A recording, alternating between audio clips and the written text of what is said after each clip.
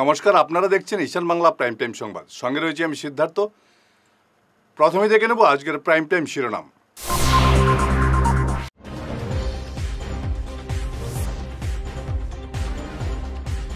উচ্ছেদ নিয়ে অগ্নিগর্ভ গোয়ালপাড়া, পুলিশের গুলিতে নিহত এক ব্যক্তি।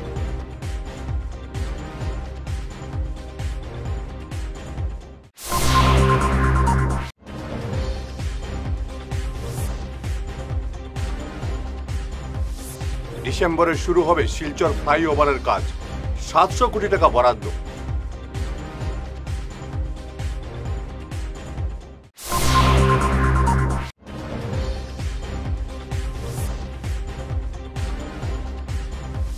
পেছনের দরজা দিয়ে ফের এনআরসি হতে চলেছে, বললেন সুস্মিতা।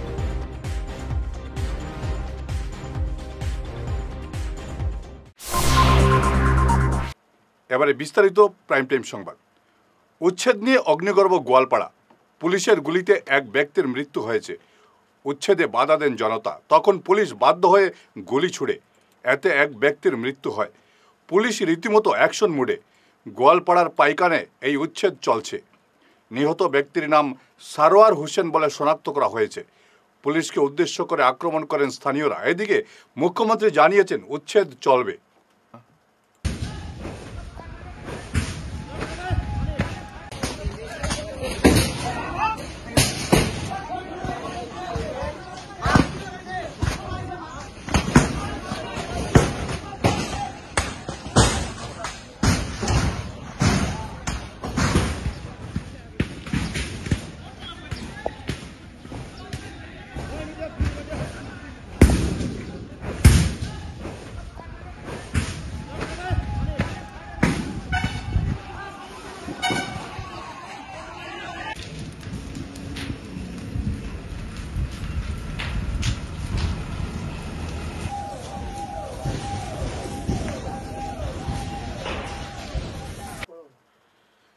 আগামী ডিসেম্বরে কি শুরু হবে শিলচরের ফ্লাইওভারের কাজ? এমন ইঙ্গিত পাওয়া যাচ্ছে। মুখ্যমন্ত্রী হিমন্ত বিশ্ব শর্মা এই প্রকল্পের শিলান্যাস করবেন। অর্থাৎ পুর নিগম নির্বাচনের আগে কোনোভাবেই শুরু হচ্ছে না ফ্লাইওভারের কাজ। মন্ত্রী কৌশিক রায় জানিয়েছিলেন আগামী নভেম্বর বা ডিসেম্বরে কাজ শুরু হবে। বিভিন্ন জরিপের কাজ চলছে। প্রথমে ক্যাপিটাল থেকে ন্যাশনাল হাইওয়ে অবধি এই উড়ালপুল নির্মাণ হবে। শিলচরবাসীর দীর্ঘদিনের দাবি, এই ফ্লাইওভার কি সত্যি বাস্তবায়িত হবে? এই প্রশ্ন এখন সর্বত্র। এই কাজের জন্য ইতিমধ্যে 700 কোটি টাকা বরাদ্দ হয়েছে। কাজ তদারকি করবেন মন্ত্রী কৌশিক রায়।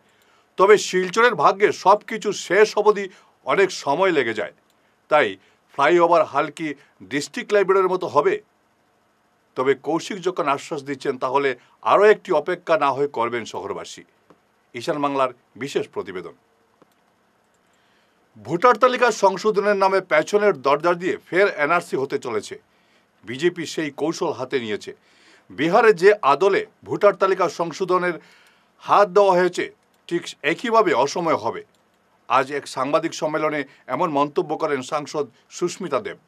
এছাড়া মুখ্যমন্ত্রী হিমন্ত বিশ্ব শর্মা বাংলা ভাষা নিয়ে যে মন্তব্য করেছিলেন, তা নিয়েও প্রতিক্রিয়া ব্যক্ত করেছেন সুস্মিতা।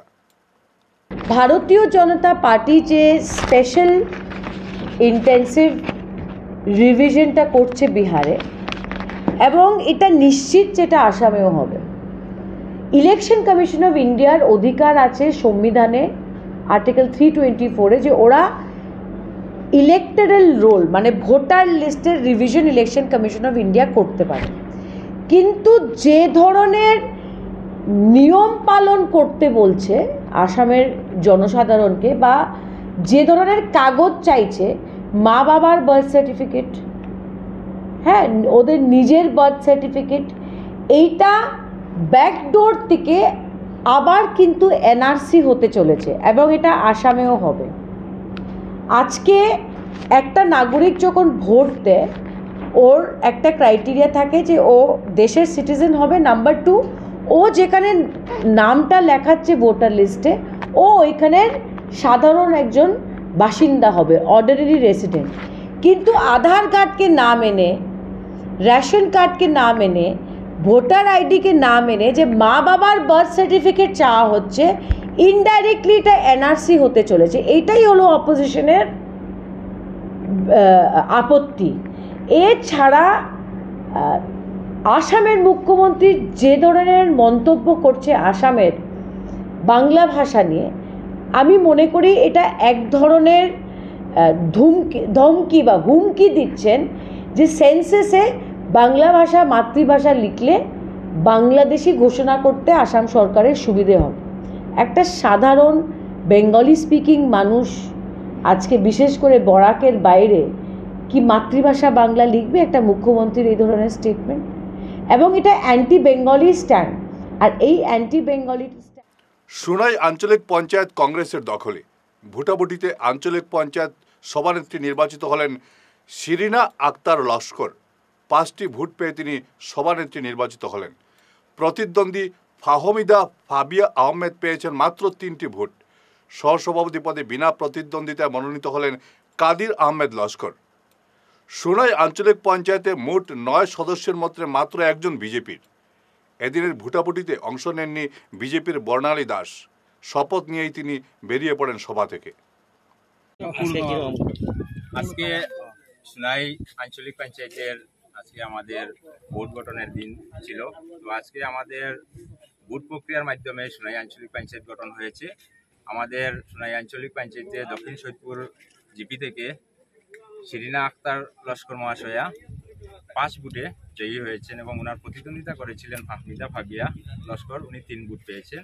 তো আমি আমার সোনাই আঞ্চলিক পঞ্চায়েতের সহসভাপতি হিসাবে প্রতিদ্বন্দ্বিতা করেছিলাম। তো আমার সাথে আর অন্য কেউ প্রতিদ্বন্দ্বিতা করেনি, সর্বসম্মতিক্রমে আমি নির্বাচিত হয়েছি। তো আমি আজকে এই আমার যারা এপি মেম্বাররা আজকে ভোটে অংশগ্রহণ করেছেন, সর্বপ্রথম সবাইকে আমি ধন্যবাদ জানাচ্ছি।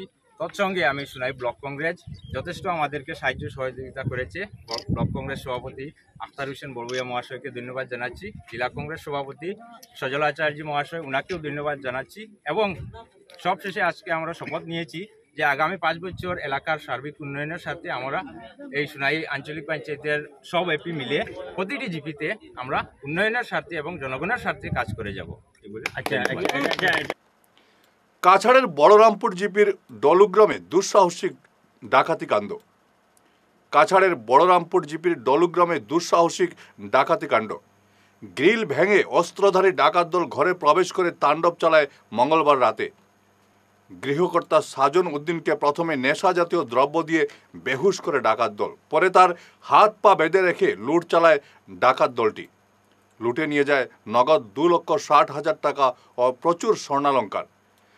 ডাকাত দলটি যাওয়ার সময় সাজন উদ্দিনকে হাত পা বাঁধা অবস্থায় বাড়ির পাশে খালি জায়গায় ফেলে দিয়ে যায়। পরদিন সকালে স্থানীয়রা তাকে উদ্ধার করেন। পুলিশ তদন্তে নামলেও ধরপাকড়ের কোনো খবর নেই। সকালে আমি উঠছি, ওঠার পরে এখানে আমি সকালে এখানে আমার রুম আসলে এখানে আমি সকালে 7টার সময় 7টার সময় কিন্তু আমি এখন ঘুমো আসলাম। ঘুমো থেকে উঠে আমার বড় ভাই বই আমার গিয়ে আলো চিৎকার দিয়েছে। 5টার সময় গেছে আমার গিয়ে চালাইছে এরকম মানে আমার বাড়িটাকে লইয়া গেছে কি ঘর নাই, মানে পুরা দরজা ভাঙিয়া ভাঙিয়া সব লইয়া গেছি। এখন কি তারপরে আমরা দৌড়িয়া বারোইয়া গেছি, ঘরে ঢুকছি, দেখছি তো এটা কাপড় চোপড় সব ফালাই দিছে। এখন তো দেখছি খেয়েও নাই, ঘরে খেয়েও নাই, আমার বড় ভাইও নাই, কাপড়া চোপড়া সব ফালাই, দরজা খোলা। ও সময় আমি হাল্লা চিৎকার করছি, সব আশেপাশে মানুষ আইসে। আওয়ার পরে কইছে কিরকম এটা আমরা এরকম কইছি। আজকে তো 2টা 2:30টার সময় সকালে উঠে দেখছি বাড়ি নাই, কিছু নাই, এরকম বাজে মানুষ হইয়া দেখছে ও রাস্তার কিনারে মানে আমার বাইরে মুখ বান্ধিয়া, হাতে পাও বান্ধিয়া সব মানে এখানে বৃষ্টি দিয়ে পাথরের মাঝে মানে মুখ ডাকাই করে এখানে রাখে দিচ্ছি। ওই সময় মানুষ দেখার পরে ওই সময় আমরা হাত খুলিয়ে আমরা ডাক্তার এখানে লইয়া গেছি। ডাক্তার এখানে নিয়ে ডাক্তারের স্যালাইন মারিয়া তো আরাম হয়েছে, আমরা ঘরে লইয়া আইছি। হওয়ার পরে ফিরে আসছি ছোট্ট বিরতির পর, সঙ্গে থাকুন। হায়দ্রাবাদের বিখ্যাত কন্টিনেন্টাল হাসপাতাল থেকে আগামী 23 জুলাই বুধবার দেশের বিশিষ্ট 2জন সুপার স্পেশালিস্ট ডাক্তার শিলচর প্রেমতলার হাসপাতাল রোডের সেন্ট্রাল ব্যাংকের উল্টো দিকে মেডিসিন হাবের উপরতলায় কিওর প্লাস ক্লিনিকে রোগী দেখবেন। এদের একজন হলেন medical gastroenterologist doctor Dheeraj Agarwal এবং অন্যজন সুপার স্পেশালিস্ট নেফ্রোলজিস্ট অর্থাৎ কিডনি রোগ বিশেষজ্ঞ ডাক্তার যশবন্ত ছাল্লা। বুকিংয়ের জন্য যোগাযোগ করুন 6900701891 এবং 9137349589 নম্বরে।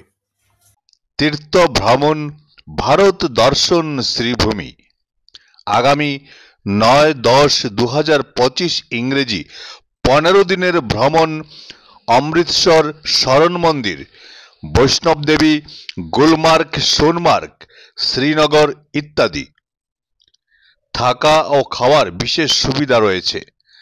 ট্রেনে খাওয়ার ব্যবস্থা নিজেদের দায়িত্বে।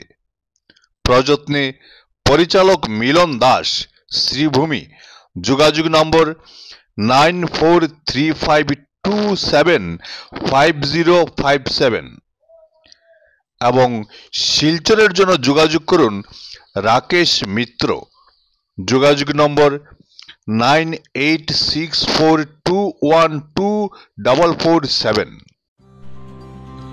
সোনার সংসার জুয়েলার্স, সোনা মানেই সোনার সংসার। আমাদের এখানে রয়েছে চূড়, বালা, ব্যাঙ্গল, মান্তাসা, চেইন, রিং, চুড়ি। 50,000 টাকার সোনার গহনা কেনাকাটা করলে রয়েছে একটি নিশ্চিত উপহার। 5 লক্ষ টাকার ওপরে কেনাকাটা করলে একটি ডায়মন্ড রিং উপহার হিসেবে পাওয়া যাবে উইথ 50% মেকিং অফ, অর্থাৎ মজুরি 50% ছাড় রয়েছে। ইএমআই সিস্টেমে সোনা পাওয়া যাবে। মাসিক কিস্তিতে সোনা কিনতে পাওয়া যাবে। 12 মাসের কিস্তি জমা দিলে 13 মাসের কিস্তি সম্পূর্ণ বিনামূল্যে।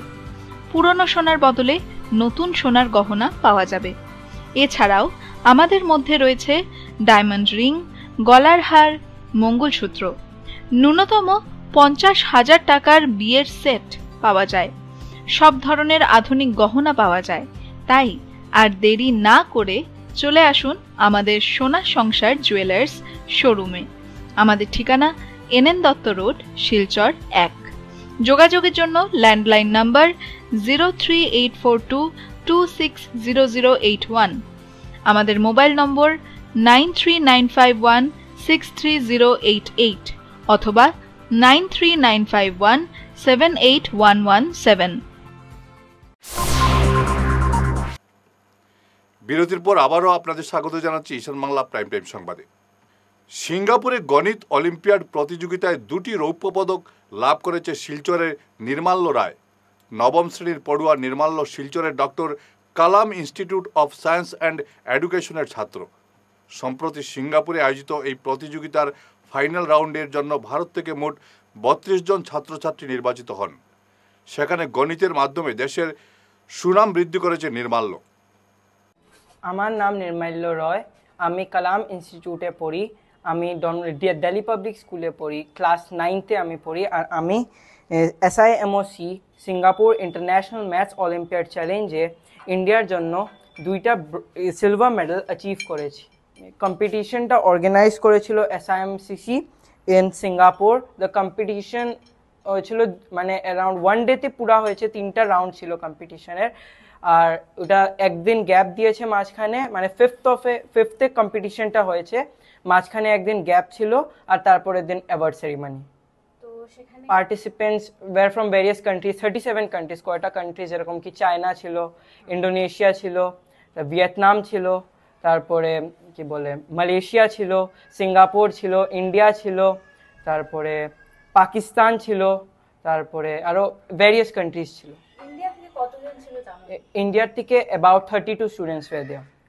তারপর আমাদের নিজের মানে কম্পিটিটিভ স্পিরিট যেটা থাকে ওটাকে various types of competitive exams দিয়ে বিল্ড করতে লাগে। যেরকম কি অলিম্পিয়াডস থাকে বা ভেরিয়াস যেরকম গভর্নমেন্ট অলিম্পিয়াড যেটা হয় ইন্ডিয়াতে, ওগুলি মানে একটা স্টুডেন্টের ভিতরে কনফিডেন্স বিল্ড করার জন্য ওয়ান অফ দি বেস্ট অলিম্পিয়াডস। তারপরে যেটা স্কুলে যেটা অর্গানাইজ করে SOF, আর তারপর সিলভার জোন যেটা থাকে ওটা, ওইগুলি টাইপের অলিম্পিয়াড আমাদেরকে টাইম ম্যানেজমেন্ট শেখায়। এটা প্ল্যান। গ্যামন সেতু উদ্বোধন হওয়ার একদিন পরেই সংঘটিত হলো ভয়ঙ্কর দুর্ঘটনা। বুধবার রাতে সেতুর উপর একটি বাইক এবং একটি অটোরিক্সার মুখোমুখি সংঘর্ষ বাধে। এই দুর্ঘটনায় গুরুতর আহত হয়েছেন কাঠিগোড়া এলাকার ফয়জুর রহমান বড়বইয়া। তিনি বাইক আরোহী ছিলেন। বর্তমানে তিনি শিলচর মেডিকেল কলেজ হাসপাতালে চিকিৎসাধীন। অটোটা এই দিক থেকে বদরপুর দিক থেকে আর আমার এই দাদা গোবিন্দপুর থেকে তাই বদরপুরগামী যাওয়ার সময় এই একটা অটো আইয়া তানে মারিয়া এই দুর্ঘটনাটা হয়েছে। এইখানেও আমার খাটিগড়া পুলিশ প্রশাসন থাকায় তারা সঙ্গে সঙ্গে আমরা খবর দিছে। আমি ওইখানেও গেছি বা আমার সাংবাদিক দাদাও সঙ্গে আসলা গিয়ে আমরা খাটিগড়া হসপিটালে আনিয়া তানে চিকিৎসা করাইয়া তারা সঙ্গে সঙ্গে শিলচর মেডিকেল কলেজ রেফার দিলাইছে। মানুষের নাম কিতা? আমার নাম মানুষের নাম কিতা? মানুষের নাম ফয়জুর রহমান বড়বইয়া, এই গোবিন্দপুর। বাড়ি কই? কিতা অ্যাক্সিডেন্ট হয়েছে? তুমি কিতা দেখলা? হ্যাঁ আইসি এখন আসতে বেটা আইসি আই ওভারটেক করছে বুঝছো? হ্যাঁ ঠিক আছে, এখন আমিও তো আসতে আইসি এবারটা আইয়া হয় কিছু বাইকে কয়জন আসলো? সিঙ্গুল একলা। তুমি কোন দিক থেকে যাইতে? আমি ওদিক থেকে গিয়ে তুমি কই যাইতে? আমি তো যেটা আমার গরু। নাম কিতা তোমার? বজন দাস। বাড়ি? মনপুর বাটুয়া। বিনা প্রতিদ্বন্দ্বিতায় সোনাবাড়িঘাট জিপির সভাপতি এবং সহসভাপতি চয়ন করলেন গ্রুপ সদস্যরা। গতকাল এ নিয়ে আয়োজিত সভায় 8 গ্রুপ সদস্য কোনো ভোটাভুটি ছাড়াই সভাপতি এবং সহসভাপতি চয়ন করলেন। সভাপতি মনোনীত হয়েছেন অমন রায় এবং সহসভাপতি হয়েছেন রিপা বেগম মজুমদার। এতে জিপির বোর্ড বিজেপির দখলে গেল। সোনাই মণ্ডল বিজেপি সভাপতি অশোক গোয়ালা, সম্পাদক সুমন রায় সহ অন্যান্যরা নবগঠিত বোর্ডের সদস্যদের সংবর্ধনা জানান গতকাল। আজকে জিপি সভাপতি ও সভানেত্রী নির্বাচিত হয়েছেন। জিপি সভাপতি হিসাবে অমন রায় আর সহসভাপতি হিসাবে রিপা মজুমদার বেগম মজুমদার। আপনারা দেখেছেন যে পুরা সোনাই সমষ্টিতে ভারতীয় জনতা পার্টির আমাদের যে উন্নয়নের ধারা, সবকা সাথ সবকা বিকাশ, যে প্রধানমন্ত্রী যে নারা, সেই নারাকে নিয়ে আমাদের আসামের সর্বকালের সর্বশ্রেষ্ঠ মুখ্যমন্ত্রী ডক্টর হিমন্ত বিশ্ব শর্মা, যে এবার পঞ্চায়েত রাজ আপনারা দেখেছেন যে ওয়ার্ড মেম্বার থেকে পঞ্চায়েত সভাপতি, এই 1 মাস সময় আপনারা দেখেছেন কিভাবে এই সোনাবাড়িঘাট জিপির আজকে ভারতীয় জনতা পার্টি এটা ইতিহাসের জয়। আপনারা দেখবেন যে উন্নয়নের ধারা সেই সোনাবাড়িঘাট জিপিতে আমাদের সোনাই সমষ্টিতে 18টা জিপিতে আপনারা এটা ফলো করতে পারছেন যে এবার পঞ্চায়েত ইলেকশন যখন নির্বাচন হয়েছে তখন দল ও বেদল থেকে যে নির্বাচিত হয়েছিল, কিন্তু আমরা পঞ্চায়েত বডি হিসাবে আমরা দেখতে পেরেছি যে বিরোধী দল জেলা পরিষদ বা এপি যে নির্বাচিত হয়েছে সোনাই সমষ্টিতে, কিন্তু আমরা পঞ্চায়েত বডি আমাদের ভারতীয় জনতা পার্টির পক্ষে হয়েছে। কেন হয়েছে? যারা ওয়ার্ড মেম্বার জিতেছেন, এলাকার জনসাধারণ যে বিকাশের যাত্রা, আপনারা যে প্রকল্পের যে ধারা দেখেছেন 2016 থেকে আমাদের যে 9 বছর। চাতলা দরগাকুনা জিপির বোর্ড গঠন প্রক্রিয়া সম্পন্ন হলো বুধবার। 6 গ্রুপ সদস্যের সমর্থন পেয়ে সভাপতি নির্বাচিত হলেন ইন্দ্রজিৎ দাস। বোর্ড গঠনের পর গ্রুপ সদস্যদের নিয়ে এক মিছিল বের করেন নবনির্বাচিত সভাপতি ইন্দ্রজিৎ। চাতলা দরগাকুনা জিপির অন্তর্গত 9 নং ওয়ার্ডের সকল ভোটারদের জানাই আমার সহস্র কোটি প্রণাম। ওনারা আমাকে জিপির সভাপতি পদে হাত বাড়ানোর জন্য সুযোগ করে দিয়েছেন। তৎসঙ্গে 104 নং চাতলা দরগাকুনা জিপির নবনির্বাচিত গ্রুপ সদস্য এবং সদস্যদের চরণে আমার শতকোটি প্রণাম। ওনারা সবাই আমাকে সমর্থন করে জিপির সভাপতি হিসাবে নির্বাচিত করেছেন, সমাজের সেবার জন্য সুযোগ করে দিয়েছেন। আমি কথা রাখছি, আমি নিষ্ঠা এবং সততার সঙ্গে জিপির সকল মানুষের মতামত নিয়ে আমি সকলের সঙ্গে ভালোভাবে কাজ করে যাব। 9 নং ওয়ার্ডের সদস্য মেম্বার 6 জন আমার সাপোর্ট করছে, টোটাল 10 জন। 104 নং চাতলা দরগাকুনা। আমি প্রথমত সার্বিক উন্নয়নের লেগে কাজ করবো। বর্তমান অবস্থায় আমি নতুন জিপি সভাপতি হয়েছি। যে কাজগুলির জন্য আমার ভোটারের লেগে বা জনসাধারণের লেগে মঙ্গলজনক হইব, সেই কাজগুলোই আমি করবো। কোনো ধরনের জিনিসের মধ্যে আমি আত্মসাৎ করার চেষ্টা করতাম না। আজকে আমাদের এই তরুতাজা, আমরা আগের পুরানার তরুতাজা বাড়ি জিপি আর বর্তমানে নতুন জিপির নাম হয়েছে 104 নং চাতলা দুর্গাকোনা জিপি। দুর্গাকোনা জিপির আজকে নবনির্বাচিত যিনি সভাপতি হয়েছেন ইন্দ্রজিৎ দাস, ওনার পক্ষে আজকে এই বিজয় মিছিল। এই জিপির উন্নয়নের যে উন্নয়নের আজকে যে নরেন্দ্র মোদী সরকার বা আমরা যে হিমন্ত বিশ্ব শর্মা সরকারের যে উন্নয়নমূলক প্রকল্পগুলি বাস্তবায়নের পক্ষে আজকে এই ভারতীয় জনতা পার্টির পক্ষে যে আজকে জিপি গঠন হয়েছে, সেই গঠনের যে উন্নয়নের যে ধারা, এই ধারা অব্যাহত থাকবে এই জিপিতে। র্যালিটা টোটাল এই আমাদের যে চাতলা দুর্গাকোনা জিপি টোটাল মোটামুটি 10টা ওয়ার্ড কানেক্ট করা হবে, টোটাল 10টা ওয়ার্ড মেম্বার। শেষ করার আগে ঈশান বাংলা প্রাইম টাইম শিরোনাম আরও একবার।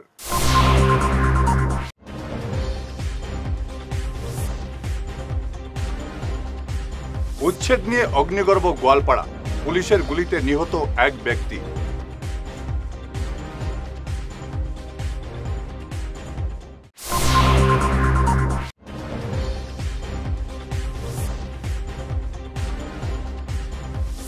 ডিসেম্বরে শুরু হবে শিলচর ফ্লাইওভারের কাজ, 700 কোটি টাকা বরাদ্দ।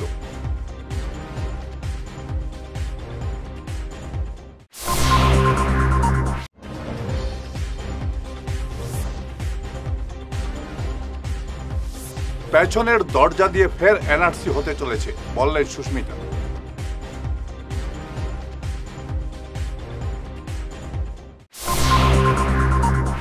আজকের মতো ঈশান বাংলা প্রাইম টাইম খবর এ পর্যন্তই।